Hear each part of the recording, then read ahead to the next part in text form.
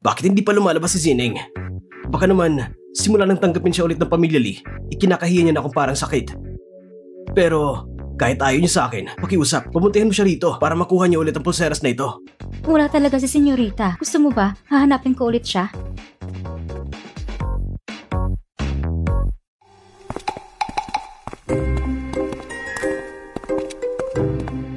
Mr. Fu, aakyat ba tayo at dalhin si Fu yun? Huwag ka magmandali. Kahit magulo siya, lumaki siya sa pamilyang Fu. Hindi siya tanga. Siguradong may plano pa siya. Fu yun. Tigilan mo mga kasinungalingan mo. Sinisirong pangalang anak ko. Pwede kitang kasuhan. Kamakailan lang kami nagkita ni Zining sa isang auction at siya mismo ang nagbigay sa akin ng pulseras na ito. Akala ko noon, sinyalis na yun na gusto niyang pakasalan ko siya. Kaya naman, dala-dala ko pa ang dote dito. Ang pulseras na yan? Zining, nandito ka na. Mas mabuti pa siguro. Tingnan mo mabuti ang pulseras na nasa kamay mo. Ano? Hindi ka pa natuto nung nabalian ka ng binti dati? Gusto mo bang sabinti mo at pasagin ko ng 2 beses pa? Zining, ikinakahiya mo talaga ako kasi isa akong baldado. Hindi dahil baldado ka. Ikinahihiya kita dahil...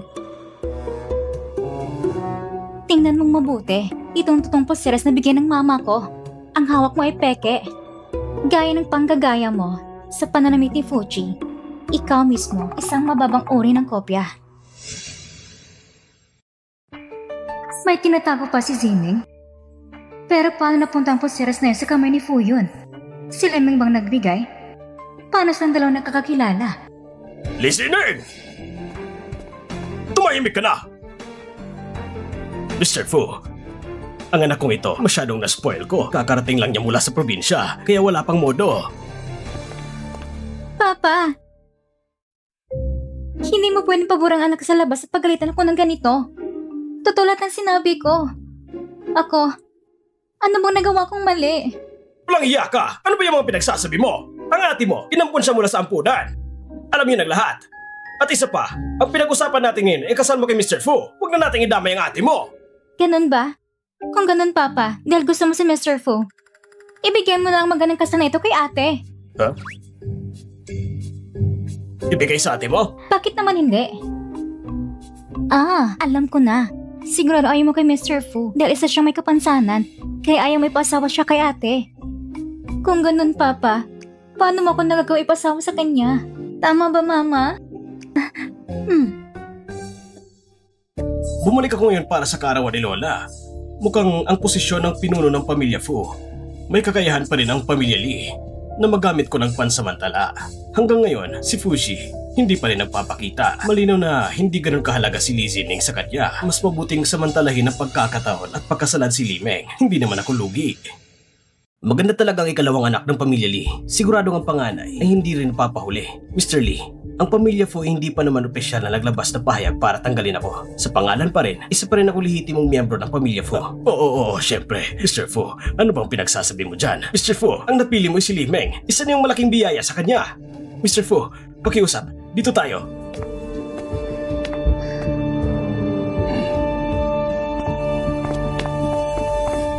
Ang pamilyang Fu, hindi talaga basta-basta. Siya pa mismong pumunta rito para gumawa ng eksena. Ginamit ang pera para pilitin si Papa na ibentang anak. Ginawa niya ito siguro para makakuha ng pansin ng isang tao. Sa kwento, tinalo pa niya maging si Fuji mismo. Hindi dapat magpakampante.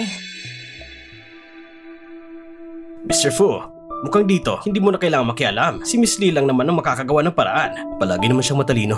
Ayusin mong lahat. Bigyan si Liming at Fuyo ng leksyon at yung pulseras din. Sirain mo na yon. Naiintindihan ko po. Pinupuri ko lang si Miss Lee, pero mukhang tuwang-tuwa si Mr. Fu. Mama, ngayon, si Liming ay parang bumalik ko sa sariling bitag. Tapos nang tungkol kay Liming, ngayon naman, ang mga kuya ko, hindi ko alam kung sino sa kanila ang susunod gustong saktan ni Papa sa mga kawawa kong kuya. Tama na, Zining. Huwag ka nang mag-isip pa. Bukas, ang karoon ni matandang ginang Fu. Ayusin mong sarili mo. Sasamahan kita. Sa handaan?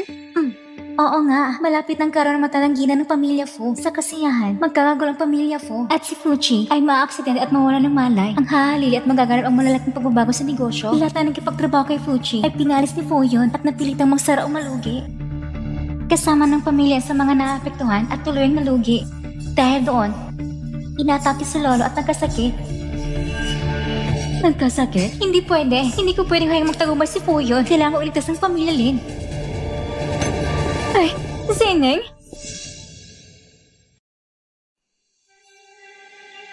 Ito ng mga mansyon ng pamilya Fu. Sa bagay na ito, hindi ko dapat idamay yung mga kuya ko. Pero si Fuji, siya ang tamang tao. Ngayon siya ay nasugatan at nawala ng malay. Sigurado siya para magpapagligtas sa sarili niya. Paano ba kung makakapasok dito? Ayan. Aakit ako sa pader. Mr. Fu, si Miss Lee nagbabalak na pumasok sa likuran ng gate. Bakit siya nandito? Hindi ko rin alam. Papasukin ko ba siya ngayon? Hindi na kailangan. Buksan mong likuran na pinto. Bigyan mo ng isang araw bakasyon ng mga kasambahay. Kung walang mahalaga, huwag akong istorbohin. Mr. Fu, ang ibig mo bang sabihin na magkaroon kayo ng oras ni Miss Lee na kayong dalawa lang? Huh? Grabe, mansyon ng pamilyang Fu. Ang hinglaman ng seguridad nila.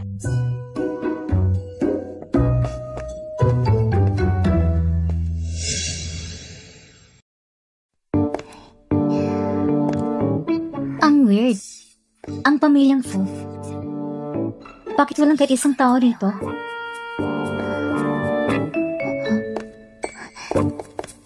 Wow, grabe naman to. Akala ko yung bayan ng pamilyang Lee ay sobrang kumikintab na. Hindi ko inaakala na masobra pa ito sa pamilyang Fu. Hindi ko talaga maintindihan ang mga mundo ng mga mayayaman. Nakakagulat talaga.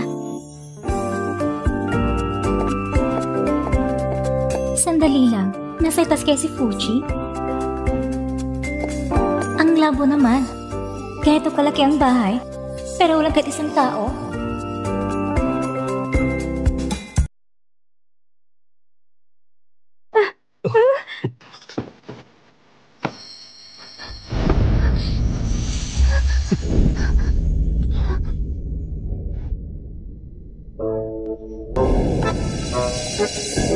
Anong problema mo? Naglalakad ka ng parang multo. Alam mo ba, ang takot, pwede kang mamamatay sa gulat. Lagot, nahuli ko ni Fuji mismo. Baka isipin niya na magnanakaw kung pumasok sa bahay nila, tapos baka baliin pa niyang binti ko at itapon ako palabas. Ang mga binti ko, huwag naman sanang mawala ng pag-asa.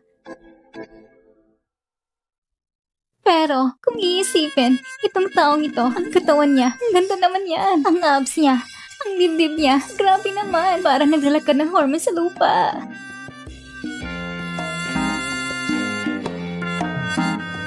Bitawan mo ako! Miss Lee, ang dami mong effort. Pumunta ka pa sa bahay ko. Para lang magpaakap. Sino bang gusto mong paakap ha? Ang aga-aga pa lang, maliligo ka na. At suot mo pa. Sobrang revealing. Walang hiya. Ganun ba? Gusto kong tanungin ng marangal na si Miss Lee. Pumasok ka ng palihim sa bahay ko. Para lang manilip sa pagligo ko. Para lang manilip sa pagligo ko. Nanilip? Hindi diretsya na akong tumingin. Ganitong kagandang katawan. Sa'yo kong hindi titingnan. Ang dibdib, ang abs, hindi lang ako tumingin. Pati sa panaginip, natutulog pa ako sa'yo. Imposible. Nandito ako. May tutong pakay ako. Naglibot ako sa bahay mo. Wala ni isang kasambahay at aksidente lang napasok ko itong kwarto. Sino ba namang maliligo ng ganitong kaaga?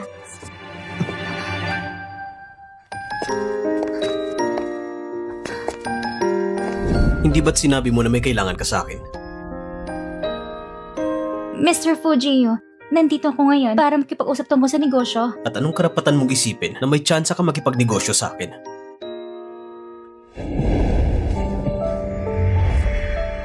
Hindi mo dapat sabihin yan agad. Kung pwede tayong magkaayos. Depende sa impormasyon kong dala kung sulit ba ito o hindi. Bibigyan kita ng pagkakataon. Sige, sabihin mo. Kung impormasyon ko ay makapagligtas sa'yo, pagkatapos nito, ako at ang mama ko, pati na rin ang mga kuya ko, kapag may naging problema kami, sana matulungan mo kami. Anong impormasyon? Sa darating ng karoon ng matandang ginang, mag-ingat ka sa mga tao sa pamilya. Lalo na sa mga unang tingin ay mukhang walang panganib at napakagandang mga babae. Kung hindi, ang buhay mo ay kalahati na lang matitira. Sa tingin ko, tama ang sinabi mo.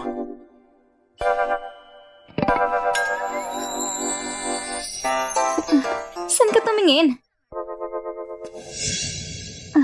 Saan ka tumingin?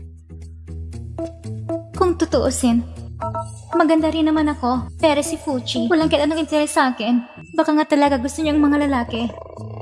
Sayang naman, ang ganitong kagandang itsura, hindi pala kapakipakinabang. Fuchi! Kung alam ko lang sana, hindi na sana ako pumunta dito. Si mama at si kuya, pwede ko na mailigtas gamit ang ibang paraan. Hindi ko na sana ginawa ito ngayon. Mas mabuti pang hayaan kitang mapahamak sa karawan at mawala ng kalating buhay. Mamaya, ipapasabay kita kay Gao Yuan para ihatid ka pa uwi. Salamat, Mr. Fujiyo, pero kaya kong umuwi mag-isa. Isa pa, Presidente, mag-ingat ka sa mga nasa bahay mo.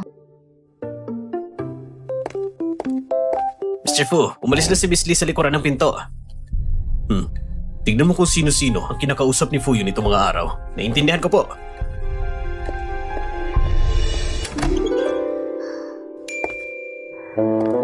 Sa oras na ito, dapat tulog na si Mama. Senyorita, matagal na naghihintay ang ginang sa sala. Hinintay ka talaga niya. Lagot ako.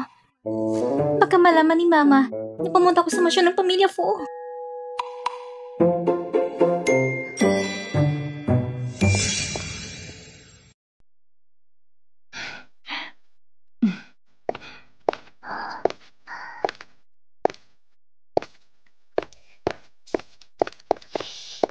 Mama. Aba, araw ko palang umuwi. Saan ka galing? Hindi ko pwedeng sabihin kay Mama na pumunta ko sa mansyon ng Fu para balaan si Fuchi laban sa pamilya Fu. At gamitin ang pabor na yon para matulungan ng pamilya Lin. Si Fuchi ay kilala kapag nalaman ni Mama na hinahanap ko siya. Mas lalo siyang mag-alala. Iyan pala si Zening. Ginawa yung pariga si Mr. Fujiyo at bagon ko pala rin ang pamilya Lin. Sige na. Sa susunod pag lumabas ka, huwag ka na umuwi ng sobrang gabi. Opo, salamat Mama. Ginang, Senyorita, dumating si Ginang dyan. Malamang, para ito sa kasal ni Fu at Liming. Si Fu Yun, isang balo na may kapansanan. Sigurado pupunta siya kay Papa para magalit. Basta wag lang niya tayong gambalain. Wala akong pakialam. Tenching yan?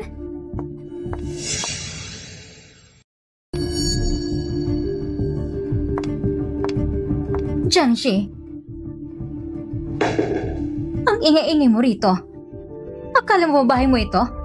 Linjing yan. Si Miming anak mo rin. Paano mo natitis na ipakasya sa isang lalaki na walang perto, walang katayuan at isa pang pilay? Ang anak ko ay si Zining lang. Si Leming naman ay anak ni Lizen. Si Zining ang nawala. Hindi ko papayagan na mag-alala ng isang adoptive na anak. Dapat ay nagpapapasalamat siya. Kung hindi, baka hanggang ngayon ay naghihirap pa rin siya sa kung saan. Pero, sige na. Hindi ko pinapadala si Liming palabas ng bahay ko. Pinakamatarungan na yun. Tungkol sa kasal niya, ito ay bunga ng sariling desisyon niya. Li Jing yan. Ang sariling anak mo nakauwi na. Tapos ngayon pinapahirapan mo ng ampon mo. Grabe ang puso at kamay mo. Si Fu Yun, kahit isa nila sa pamilyang Fu. Ngayon ay isa na ng pilay. Paano mo kaya pahinturutan si Mingming na pakasalan siya? Ang bagay na ito yung napag-usapan na ni Lizzie at Fu at napagkasunduan. Bukod dito, pinigyan sila ng malaking dote. Kahit napilay siya, hindi nito maapekto ang normal niyang buhay. Pero, kahit ganito, hindi pa rin ko sang-ayon. Ate, tungkol sa kasal ni Mingming, bakit ka ganito kabigla? Kung hindi mo alam, aakalain mo pa na siyang tunay mong anak. Tama. Si Mimi ang pinalaki ko. Magang namatay ang kuya mo. Wala na akong anak na babae. Kaya itinuturing ko siya sariling anak. Maliban na alagaan ko siya. Ate, nagbibiro lang ako. Bakit ka kinakabahan? Namaya pang asawa mo at si tatay matanda na kung biglang lilitaw ang ganitong malaking anak na babae. Nakakatuwa rin pala sa mga hindi nagkakaalam. Aakalain nilang ikaw ay nagkanap ng lihim sa iba. Manugang, ano bang ibig sabihin nito? Kahit na namatay na ang kuya mo, hindi ko kailanman iiwan siya. May kailangan pa kong ayusin. Aalis na ako. Mama, sila may anak sa labas na kasal. Bakit hindi mo isiwal ang katotohanan sa kanila? Tama, bakit si Lizen hindi pa nasasabi kay Jiangchi na alam ko na ang tungkol sa relasyon nila? Mukhang hindi rin sila totoong matataang pagmamahalan. Hindi perpekto. Ngayon, hindi pa tamang oras para isiwalat sila ng maaga. Kung gagawin niyon, diretsyong lalapit sa akin upang asarin ako. Ngayon, ayos lang naman hindi ba? Tingnan mo, para silang mga payaso na naglalakad-lakad. Ang galing mo talaga, Mama. Sige na. Medyo gabi na. Bumalik ka at magpahinga.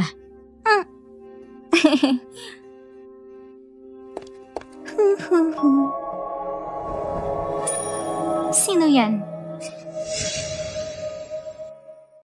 Sino yan? Ang taas ng alertness ni Miss Lee, kung sisigaw ko pa ng 2 beses, sigurado ako na mahuhuli ang bodyguard ng pamilya Lee na para bang magnanakaw ako.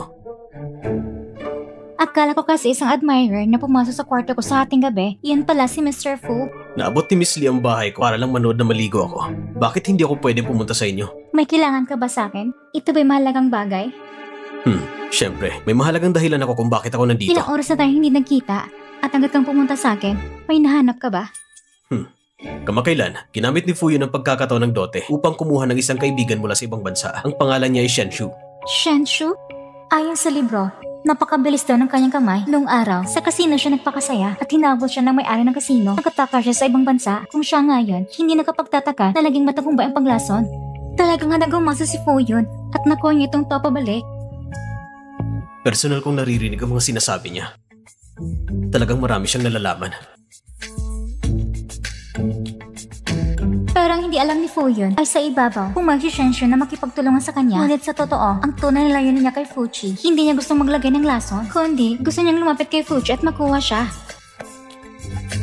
Talaga nga, pang-akit ng lalaki si Shenshu kay Fuchi ay tunay na malalim ang damdamin. At si Fuchi naman talaga, alam niyang hindi niya gustong babae, bakit pa niya inaakit yon?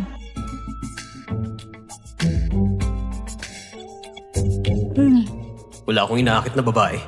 At bukod pa dito, sino bang nagsabi kay Lee Zining na gusto ko ang lalaki?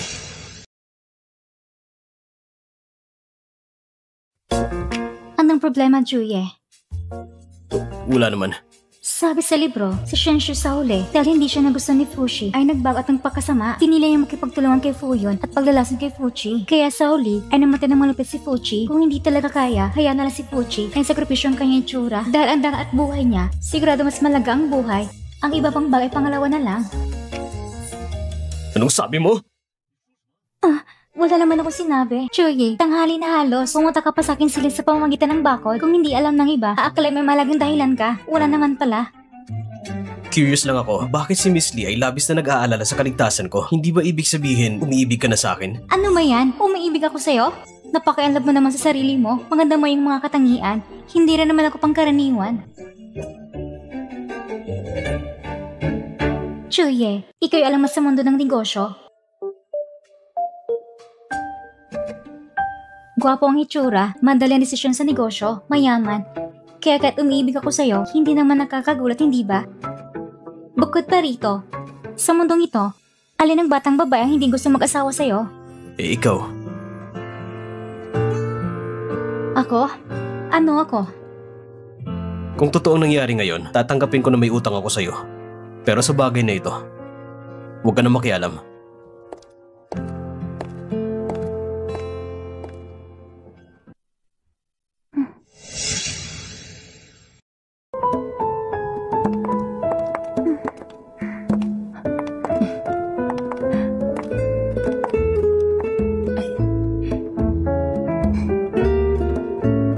na ba si matandang Ginang Fu? Nung nakagulo sa pamilya Fu, palagi siyang matatag at nakatayo sa tabi ni Fuji. Kaya sa oras ng panganib na ito, napanood niya ng tahib ang pagkamatay ng paborito niyang apo at hindi niya rin nakayanan ng sarili. Ano ang tunog na yun? Mamamatay si Xiaoxi at maaari man akong malagay sa panganib, pero nauna na akong sabihin si Fuji. Kung mapipigilan akong pagdating ng krisis na ito, hindi maapekto ang matandang Ginang. Ang batang ito, inabal ang mga bagay sa loob ng pamilya Fu at nangas pang makialam. Zining, magpakabait ka, huwag kang gumawa ng kung ano-ano. Opo, Mama. Ang narinig ko kanina, siya yun? Itong batang babae na ibinalik ng pamilya Lee. Narinig ko pang kanyang iniisip. Totoo bang sinasabi niya? Si Mr. Fu yun ay may dinalang babae. Nandito na. Ang tampok na bahagi na araw na ito ay dumating na.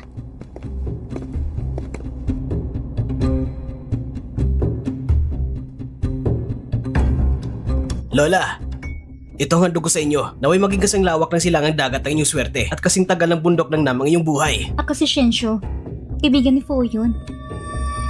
Ito na si Shenshu.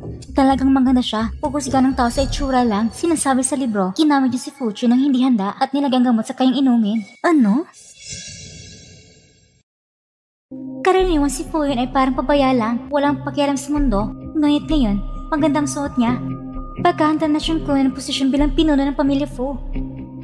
Pag-aagawan ng kapangyarihan, paglalagay ng lason at beauty trap. Magaling, 10 taon na nakalipas. Kung hindi dahil kay Achi, sa tingin ko lang, ang kapansanan ni Fu yun ay isa lang sa kanyang mga paa. Shenshu, ito ang kasalukuyang pinuno ng pamilyang Fu. At siya rin ang kuya ko, si Fushi.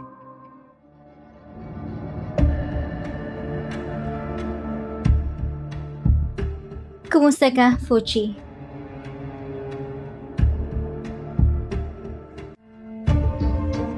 Tingnan ang kay Shenshu, ang itsura ng pagiging manyabang, tsak manilagay sa alak. Hindi ba matalino si Fuji? Nauna ko na siyang pinagsabihan. Paano niya hindi nakitang malit ng panilang na ito? O baka naman, handa na siya noon pa man. Lola, medyo hindi magandang pakiramdam ko. Aakit muna ako para magpahinga. Lola, ako rin aalis muna.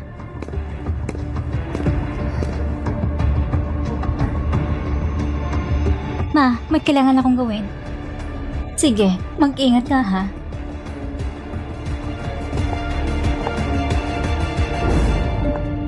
Fuji? Fuji? Fuji? Fuji? Ay.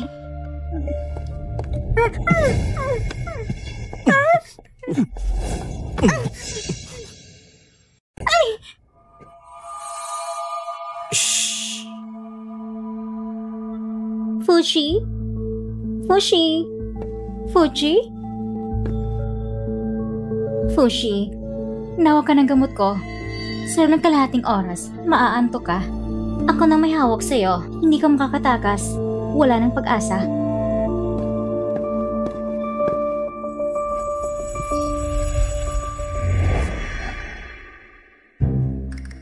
Hindi ba iniisip ni Fuji na sinasadya ko ito? Pero, masarap pa rin halikan. Sayang lang, na lalaking gusto niya.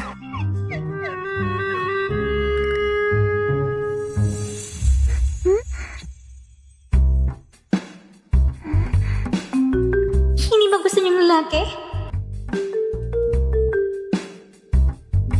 Ligtas ang kwarto.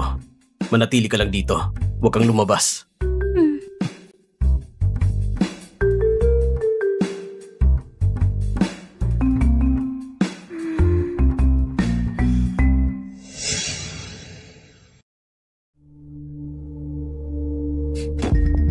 Lola, pirmahan mo ng dokumento ng paglilipat ng shares. Kung hindi, hindi mo na muli makikita ang iyong mahal na apo.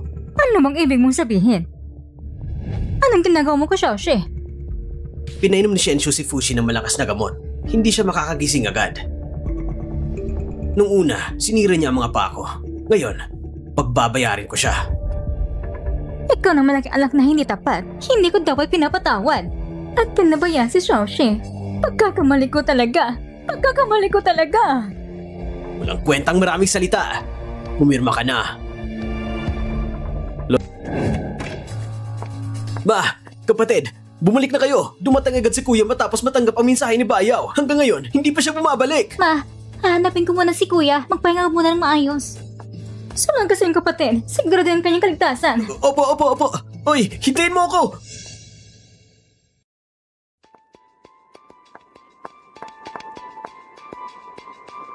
Sa libro, dito iniligtas ni Kuya si Bayaw para mailabas siya. Pinugbog siya ng maraming tao. At kahit buhay nagkataya, nagmaneho pa rin siya. Pabalik para dalhin siya. Pagbaba ni Bayaw, may isang sasakyan na parang tatama kay Bayaw. Agad siyang itinaas ni Kuya at siya mismong nabangga at nagdulot ng pagkabala ng paring binti. Mr. Fu, may problema. Si Miss Lee, mag-isa na pumunta para iligtas si Lian. Ano? Sabihin nyo, lulutusin ba ng panganay ng ginawang pamilya Lee ang sitwasyon? Sinong nakakaalam? Si Miss Bai, natakot hanggang mawala ng malay. Ang tao sa likod nito, talagang handa. Ayan ang mga mala-Diyosa na babae na magdusa. Ako bang hinahanap ninyo? Shh! Huwag ka magsalita. Mukhang si Mr. Lee ay talagang gusto si Miss Bai. Huwag na kayong magpaligoy-ligoy. Pakawalan nyo na siya. Tumong pakawalan namin siya. Gawin nyo na lang ang mensaheng ipinadala namin noon. I-transfer sa amin ng 50 milyong yuan. Pirmahan ang kasunduan ng pagbibenta ng shares. Hindi ko inaakala. Talagang nakatang si Kuya sa pag-ibig. Huwag ka mag-alala. Hindi papayag si Kuya na para lang sa isang babaeng traidor sa kanya ay malin lang siya. Hindi ko ibibigay ang pera. Hindi ko rin pipirmahan ang kasunduan ng pagbibenta ng shares. Ano, wala ka ng pakialam sa buhay ni Miss Bai? Ang kanyang buhay ay asikasuhin ng pulisya. Ako ngayon ay tulong lang sa pulisya na hulihin ang mga kriminal bilang isang responsableng mamamayan. Pulis, huwag kayong gumalaw! Talagang hindi ko binigo ni Kuya. Tara, bilisan natin. Tulungan natin siya.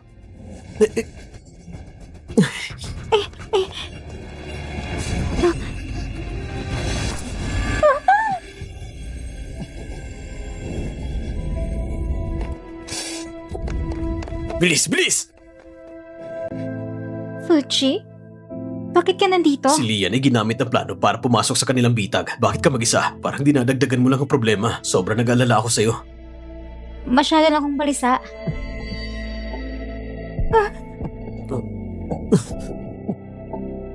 Fuji! Fuji! Nasugatan ka!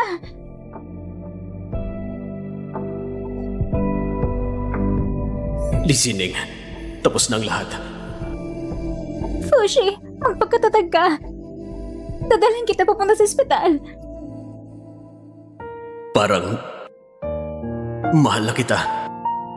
Fuji, huwag kang mapahamak. Hindi mo ba sinabi na manalangit ka sa akin? Saan ang pangako mo?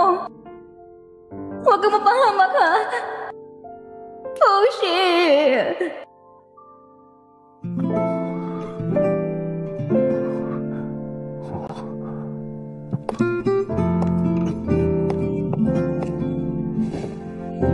Kailan ka nagising? Habang natutulog ka. Tumatawag ka pa? Alam mo ba na nag-alala ko para sa'yo? Nag-alala ka para sa akin? Ikaw ang nasugatan dahil sa pagsagip mo sa akin. Bakit hindi ako mag-alala? Dahil lang ba naisinagip kita? Mr. Fu, may balita na. Si Fuyu at si Shanshu ay nahatulan na. Malamang, hindi na sila makakalabas. Bukod pa dito, si Bayaw ay nakusahan din pagkukunwaring kidnapping. Nahuli na siya agad. Listening, gusto kong kumain ng prutas. Sadyang ginawa niya ba ito para akong maglingkod sa kanya?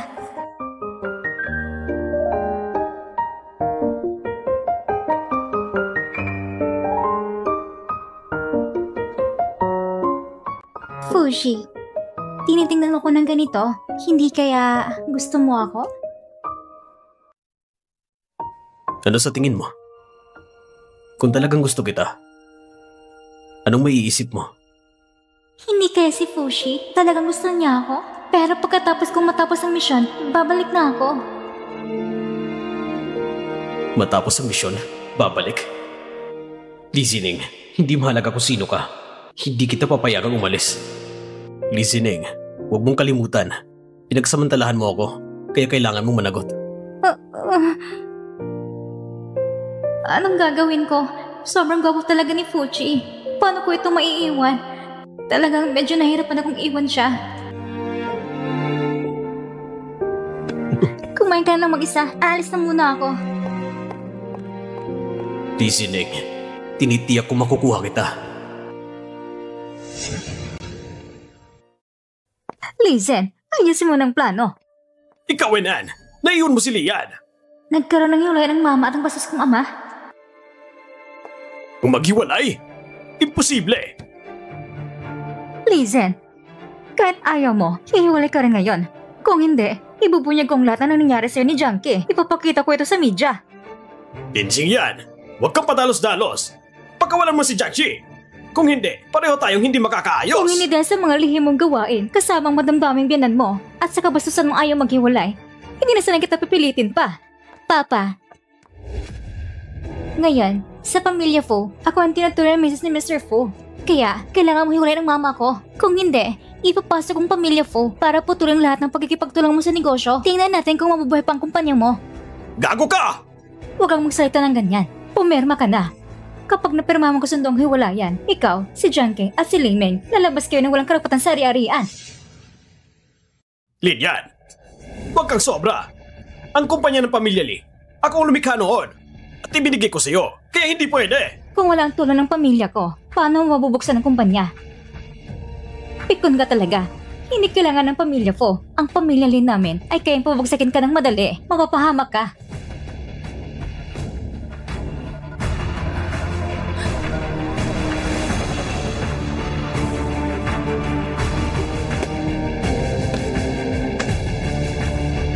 Huwag gawing sobra mga bagay-bagay. Huwag mong kalimutan na ako pa rin ang ama ng dalawang anak natin. Siguro, nag-alala ka pa rin sa anak mo sa labas. Narinig ko na marami siyang utang sa malalaking nagpapautang. Hihintayin kanya ayusin ang gulo niya. At yung anak mong babae, siguradong walang lakas magpakasa sa kanya ngayon. Alam ko na, lahat ng ito ay plano mo. Hindi ba? Linjing yan. Peste ka! Huwag mo lapitan ang mama ko. Ikaw rin! Lumayas ka! Dahil mo sa Junkie at umalis na kayo. Kung hindi, ibubunyag ko lang ang ginawa niyo sa media. Kayong magsisi! Mama, huwag kang magalit sa kanila. Kapag na-stress ka, hindi sulit. Walang problema si Mama. Madam, si Leme ay umiyak at ay umalis. Gusto niyang makita ka. Ma, ako yung pinakaingat mo anak na babae. Talaga ba ayaw mo na sa akin? Huwag mong utawaging mama. Ang mama mo ay si Janshi. Hindi ba alam mo na noon pa? Alam mo rin kung paano nawalang anak ko noon. Hindi mo ba alam lahat ng ito?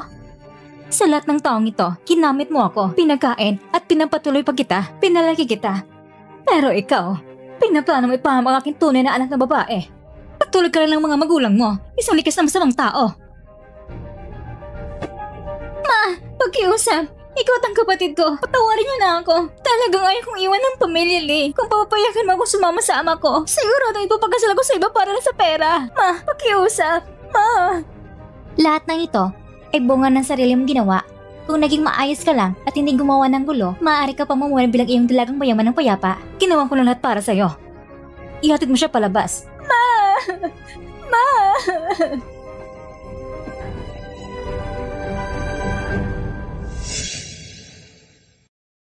Nitong mga araw na ito, inalaga mo si Mr. Fu. Namula ng mata mo. Bumalik ka na at magpahinga.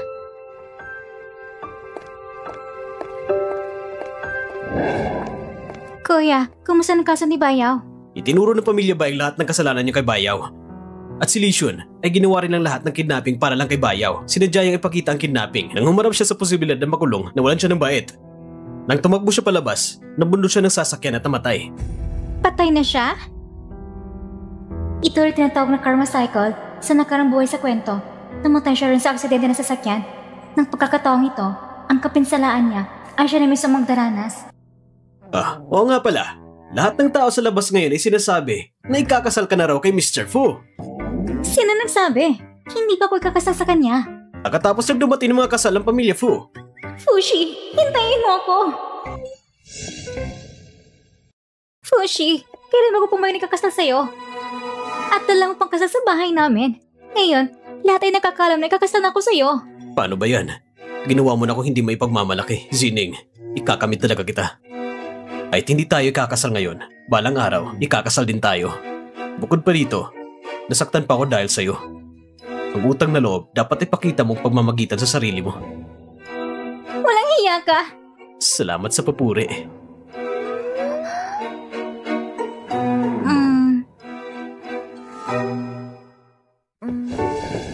Pero, may isang bagay na kailangan kong tulungan mo. Anong bagay na yun?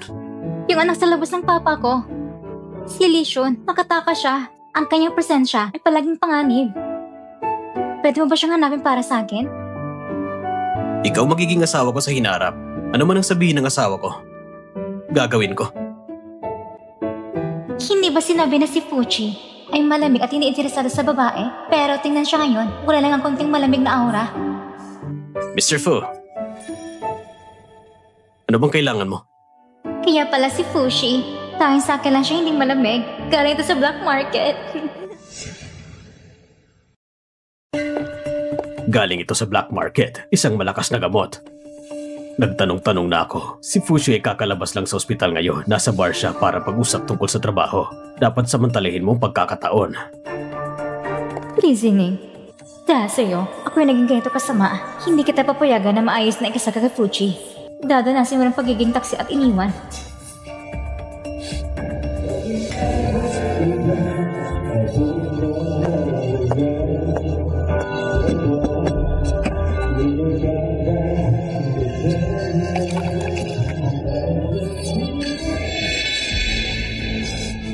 Maghintay ng 10 minuto para maumpisa ang bisa ng gamot. Pagkatapos, ikaw ay magiging akin na. Simula ngayon, akong magiging young mistress ng pamilya Fu. At si Lei Zining, na mababang loob na babae, palagi lang kitang matatapakan sa aking mga paa.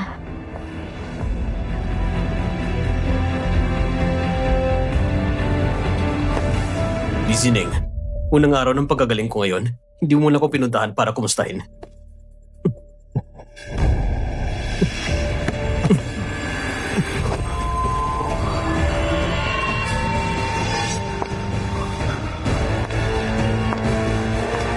Mr. Fu.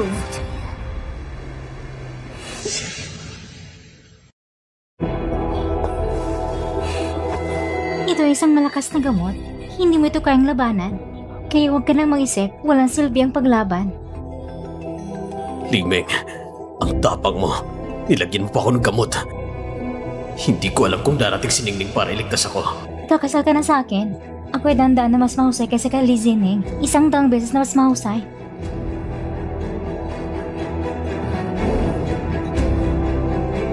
Ningning. Fushi! Fushi! Nagkakainis ka. Hintayin mo. Dadalhin kita ng tulong ngayon. Fushi, nasaan ka ba talaga? Saan ka pupunta, ha? Tara. Seryoso ka ba, Fushi? Nahawa ka na ng gamot. Wala nang lakas ang katawan mo. Hindi ka makakatakas. Sumuko ka na lang. Sa inyo lang. Karapat-dapat ba? Di ko akalaing dito ko makikita si Lishon. Kung hindi kayo darating, ang asawa mo, ang aking kabanalan ay mawawala. Matagal ko nang tinitiis lahat ng hirap. Hindi pwedeng masayang lahat. Lishon! Kung gagalawin mo si Fushi, papatayin kita! Ikaw! Pulis! Minto kayo! Fushi, nandito na ako. Iniligtas na kita.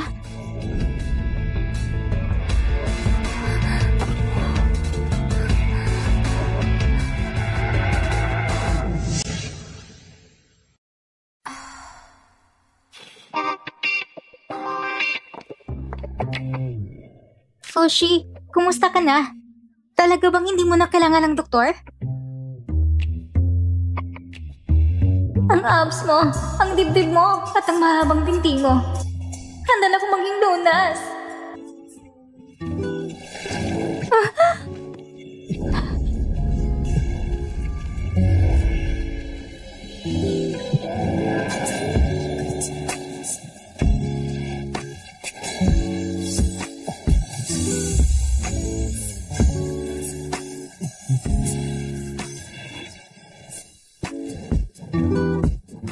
Ningning, first time mo pang humalik. Hindi pa ako sanay. Gagamitin ko na lang bilang practice. Isang karangalan.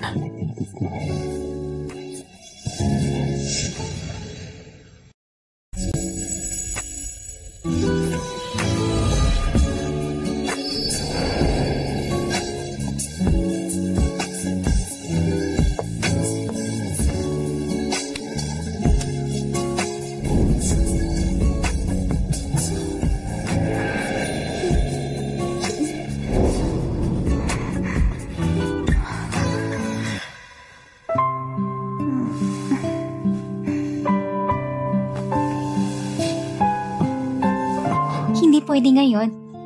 May kailangan pa kong ayusin ngayon. Si Lesion ay nahuli na. Ang amang salbahe ko ay sigurado nagagalit na. Babalik siya sa bahay para magwala. Kailangan ko nang umuwi. Tutulungan ko si Kuya at si Mama.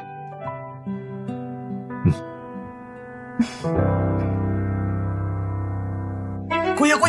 Narinig mo ba? Nahuli na si Lesion. At si Limeng na naglagay ng gamot kay Fushi. Nahuli rin. Narinig ko na.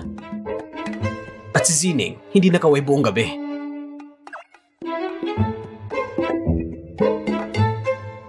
Sa tingin mo ba si Fushi? Anong binigay na gamot sa kanya? Ang binigay ni Limeng kay Fushi ay aphrodisiac. At magdamag magkasama si Fushi at si Zining. Ang salbaing Fushi na to. Sinamantala niyang kapatid natin. Ano nangyayari sa inyo? Huh? Kayong dalawa, ihanda ng dote ni Zining. Kahit na hindi tayo kasing lakas ng full family, hindi rin pwede na tayo maliitin ng ibang tao. Sinasabi na walang sandigan si Zining. O sige mama, ang lahat ng mga kotse at bahay ko ay lilipat ko sa pangalan ng kapatid ko. At pati rin ng mga shares, lahat ay para sa kapatid ko. Linjing yan! Ikaw na babae! Ipinasok mo sa bilingguan si Limeng at Lesion! Dahil ito sa sarili lang desisyon. O ako ba nag-utos sa kanya na lagyan ng gamot si Fushi? O ako ba nag-utos sa kanya na iyang mo si Fushi? Listen, ako iwali na sa'yo. Kaya dalhin mo na itong babae at umalis kayo sa bahay ko o isusumong kayo sa mga pulis. Dahil sa pagpasok sa pribadong bahay ay labag sa batas. Sige, hindi tayo pwedeng umalis. Nasa bilangguan pang mga bata. Linjing yan! Nasaan si Linjining? Kapag nagsalita siya, hindi tatanggi si Fushi. Pa, hindi namin sinasabi ito para ipakita namin ang respeto sa'yo. Sa mga nakaraang taon, ginamit mo ang posisyon mo upang ibigay kay Lesion ng pera at tinulungan niyo ang anak na babae na saktan ang iyong tunay na anak na babae. Tao ka pa ba? Ngayon, gusto mo pa rin bang palampasin namin ang pangunahing salarin? Kayong dalawang gago! Ang nakikita niyo lang ay ang mama ninyo, hindi ba? Kayong dalawa, siya lang kilala niyo, hindi ba? Zenge, huwag kang malungkot. Hindi ka na pinapahalagahan, pero si Shun-er, pinapahalagan ka niya. Kailangan mong gumawa ng paraan para mailigtas siya. Tama ba? Si Lucian ba talagang anak niya? Tama ba? Si Lucian ba talagang anak mo? Huh?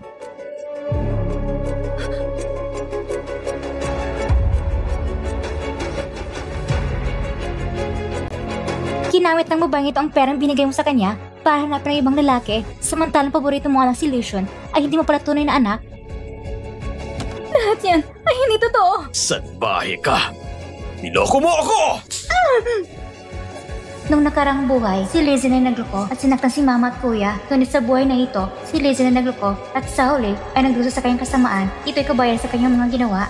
Binabati kita. Matagumpay mong nabagong kapalaran ng lahat. Ngayon, maaari ka nang bumalik sa totoong mundo. Talaga bang kailangan kong umalis? Ngunit ayaw kong iwanan si Mama at ang mga kuya at ayaw kong iwanan si Fushi. Hindi ba talaga pwedeng manatili? Kung gusto mong manatili sa mundo ng libro, pwede rin. Ngunit kung ganoon, hindi ka na magkakaroon ng pagkakataon kabalik sa totoong mundo. Habang buhay ka nang mamumuhay sa mundong ito. Sige, pumapayag ako. Mananatili ako. Gusto kong palaging makasama sila. Sige, naway maging masaya ang hinaharap. Ang sistemang ito ay tuloy maghiwalay sa'yo. Fushi, magpakasal na tayo. Sige.